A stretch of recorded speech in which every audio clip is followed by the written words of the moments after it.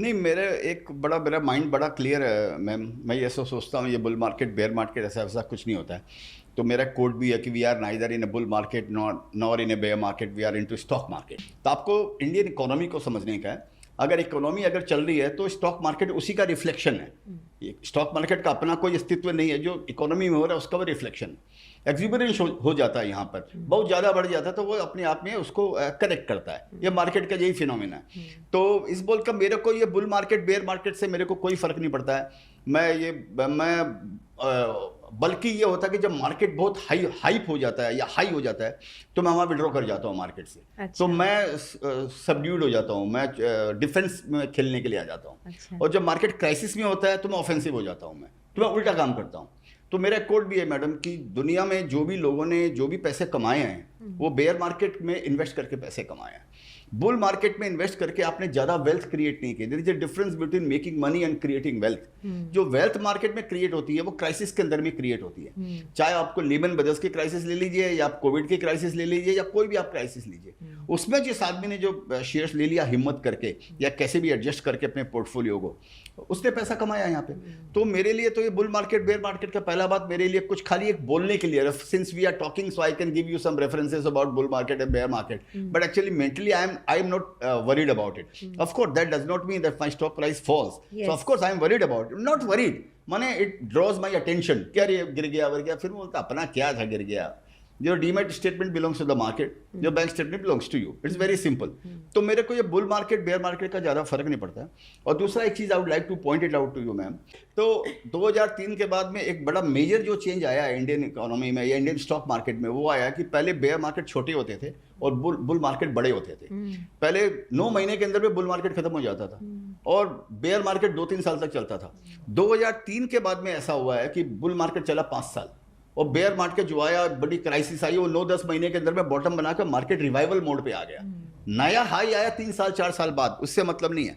लेकिन जो स्टॉक्स ने मोटा मोटी जो लो बनाने थे वो बना लिए और जो क्राइसिस जो आनी थी वो खत्म होकर मार्केट स्टेबलाइज होने लग गया था। यही हाल कोविड के अंदर में हुआ। तो मेरे को ये कोविड में भी आप देखिए जितना बड़ा, इससे बड़ा सेंचुरी का सबसे बड़ा क्राइसिस था।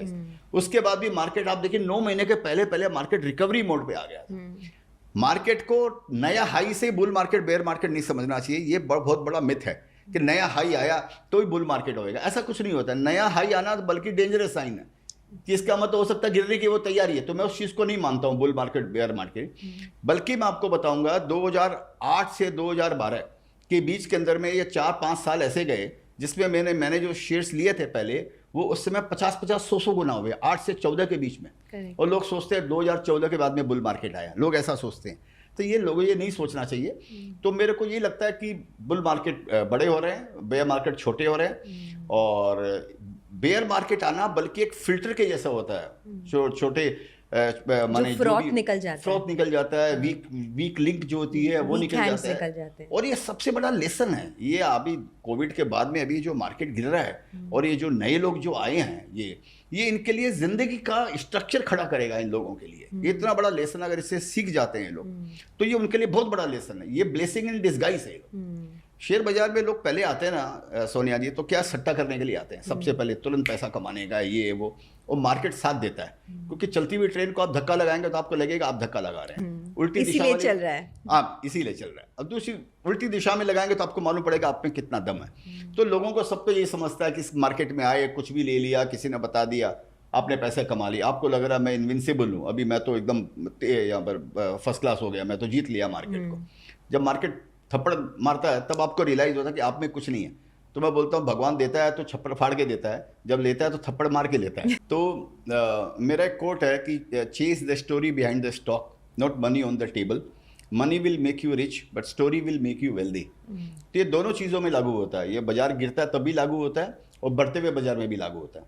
कई बार ऐसा होता है कि आपने 50 रुपये में शेयर्स ले लिया, आपको लगता है वो 100-150 रुपया हो जाता है, आप निकल जाते हैं और बाद में मालूम पड़ा वो 2000 रुपया हो जाता है, 5000 रुपया हो जाता है। तो आप तो वो स्टोरी मिस कर गए आपको। ऐसा भी होता है कि आपने शेयर्स लिया 50 रुपये के अंदर में, वो 500 रुपया हो गया। जो फॉर्मूला मैंने अभी आपको बताया है, जो मैं सोचता हूँ उसी फॉर्मूले के हिसाब से मैंने 500 में भी नहीं बेचा या 200 में भी नहीं बेचा, लेकिन उसके बाद में गिर के वो 50 रुपये आ गया। और 5 साल तक 50 रुपया 50 और 100 के बीच में घूमता रह गया, जो आप बात कर रहे हैं। ऐसा भी होता है। तो आपको तो एक फॉर्मूला चुनना पड़ेगा आप इतने स्मार्ट तो हो नहीं कि इसमें ये फॉर्मूला लगा लोगे, इसमें ये फॉर्मूला लगा लोगे। ऐसा तो आपके पास में कोई वो बॉल है नहीं, कोई क्रिस्टल बॉल, इससे आपको मालूम पड़ेगा। प्रिंसिपल तो एक ही आपको लगा कर चलना पड़ेगा। तो मेरा प्रिंसिपल यही है कि मैं जब तक स्टोरी इंटैक्ट है तब तक मैं शेयर्स के अंदर में बना रहता हूँ। तब तक चाहे वो परफॉर्म करे, नंबर्स में परफॉर्म ना करे, या मार्केट में परफॉर्म करे या मार्केट में परफॉर्म ना करे, मैं उसके अंदर में बना रहता हूँ। जब स्टोरी चेंज होती है तब वो परफॉर्म कर रहा है तब भी मैं निकल सकता हूँ। तो मैं शेयर मार्केट प्राइस पे ध्यान नहीं देता हूँ, मैं कंपनी की एक्टिविटी पे ध्यान देता हूँ। मेरा टाइम मेरा क्या जी लेने का भी मेरा कोई डेफिनेट टाइम नहीं है। अगर मैं शेयर्स लेता हूँ, आप मेरे को पूछेंगे कब बेचोगे तो मेरे को नहीं मालूम है। हो सकता है 6 महीने बाद, हो सकता है 12 साल बाद। और कौन सी प्राइस पे बेचोगे, मेरा कोई प्राइस नहीं है, क्योंकि यहाँ पर 50 रुपये के शेयर्स 50,000 रुपया होते हैं। ये हम लोगों ने देखा है। जैसे आपने सुना होगा, मेरा एक शेयर है, अगर मैं उसमें डिविडेंड जोड़ूँ सेरा सैनिटरीवेयर, तो 16,000 टाइम्स का रिटर्न दिया मेरे को, 16,000 टाइम्स। अगर मैं डिविडेंड उसमें कैलकुलेट करता हूँ तो 1 रुपया कॉस्टिंग पकड़ता हूँ। तो one idea can change your life. तो यहाँ तो एक स्टॉक के अंदर में ही आपका काम हो सकता है। तो इस बोलकर मेरे पास कोई प्राइस टारगेट, ये चीज़ मेरे को ये सिखाती है कि मेरे पास प्राइस टारगेट नहीं है, मेरे पास में टाइम का टारगेट नहीं है। जब तक चल रहा लल पीरियड है तो भी देखिए क्या है ना, मैं क्या समझता हूँ, स्टॉक मार्केट में जो आपका पोर्टफोलियो ना, आपको उसको इंडिविजुअल अगर आप देखेंगे, सारे के सारे शेयर्स, सारे के सारे एथलीट 8.9 सेकंड के अंदर में तो 100 मीटर नहीं क्रॉस करने वाले हैं ना। आपको पूरा बुके देखने का है कि मेरे बुके के अंदर में कितने फ्लावर्स हैं। उसके अंदर में कोई खुशबू ज़्यादा देगा, कोई ज़्यादा देर तक टिका रहेगा, कोई आर्टिस्टिक ज़्यादा है, कोई पोर्टफोलियो आपका परसेंटेज वाइज रिटर्न देगा, कोई मल्टीपल टाइम्स रिटर्न देगा, कोई परफॉर्म नहीं करेगा। ओवरऑल आपको देखना चाहिए। सिंगल अगर आप उसको देखेंगे तो आपको रिग्रेट आपको आ सकता है कि अरे ये मेरा परफॉर्म नहीं किया। जरूरी थोड़ी है सारे के सारे शेयर्स परफॉर्म करेंगे। तो अगर वो नहीं परफॉर्म करता है और मैनेजमेंट अगर कोई गलती नहीं कर रहा है या कोई बेवकूफ़ी अगर नहीं कर रहा है, तो तब तक मैं उसके अंदर में टिका रहता हूँ। ओके, तो आपने सेरा सैनिटरीवेयर के बारे में बात की थी। That is one of the big stocks in your portfolio, right? 1600%, 16,000 times 16,000 times या was a return. हाँ। Wow. मेरे जीरो कॉस्टिंग है, तो 1 रुपया कॉस्टिंग पकड़ते हैं मैथमेटिक्स के हिसाब से। हाँ. तो 16,200 रुपये में बेचा मैंने उसको। वाओ।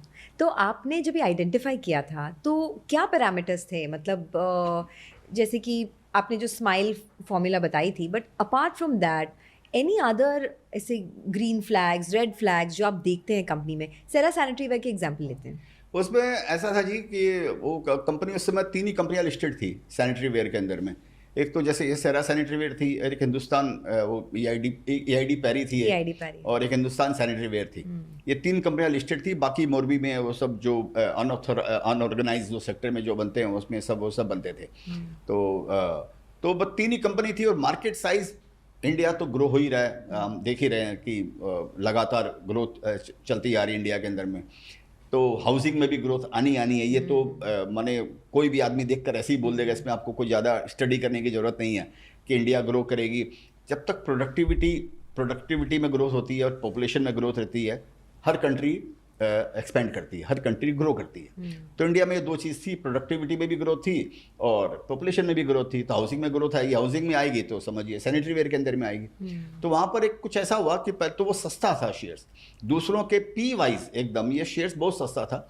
तो मेरे को खाली ये समझ में आया कि ये दूसरे बाकी जो हैं ये सब 10-12 के पी में मिल रहे हैं और सेरा सैनिटरी 5 के पी में मिल रहा है। और मैंने एक डेवलपर से, जो रियल एस्टेट का डेवलपर है, मेरा कजिन है, उससे मैंने पूछा तो उसने बोला हम तो सेरा यूज़ करते हैं और जनरली डेवलपर जो है वो ज़्यादा सेरा यूज़ करते हैं वो लोग, क्योंकि वो सस्ता है औरों के बजाय। तो मेरे को लगा हाउसिंग में बूम आ रहा है, ये सब आ रहा है वो सब, तो फिर मैंने ये सेरा लिया। उसी समय एक चीज़ ये और भी कि EID पैरी ने अपना जो डिवीज़न था, अपना जो ये इसका सैनिटरी वेयर का डिवीज़न था, उन्होंने रोका को बेच दिया। तो जब रोका को बेचा तो उन्होंने सेल्स का डबल प्राइस दिया उन्होंने, और सेरा उस समय सेल्स के हाफ प्राइस में मिल रहा था। तो मेरे को 4 टाइम्स का लेवरेज था ना, कि समझिए अगर 1000 करोड़ का टर्नओवर था, ये 500 करोड़ में मिल रही है, और रोका ने 1000 करोड़ वाली कंपनी को 2000 करोड़ में लिया। तो मेरे को लगा 500 करोड़ 2000 करोड़ तो मेरे पास में तो लेवरेज है। तो मैंने वहाँ पर मेरा इन्वेस्टमेंट और कॉन्फिडेंस आ गया और मैंने उसको रख के रखा। तो ये छोटी सी बात है, बड़ी सिंपल बात है, ये आप ऑब्जर्व करेंगे तो बड़ा सिंपल बात है। तो उसी हिसाब से मैंने बस सेरा लिया, और फिर तो हाउसिंग का बूम चलता रहा, वो सब, और पॉपुलेशन ग्रोथ भी चल ही रहा है इंडिया में। तो मैंने उसको पड़ा रखा, मैंने थोड़ा थोड़ा बीच बीच में मैं बेच देता हूँ, वो थोड़ा थोड़ा बेचा। लास्ट का जो भी 1-1.5% जो बचा हुआ था वो अभी मैंने लास्ट ईयर मैंने सितंबर 23 में 8,200 के भाव में 1-to-1 बोनस आ गया तो 16,400 के भाव में मैंने सारा बेच दिया।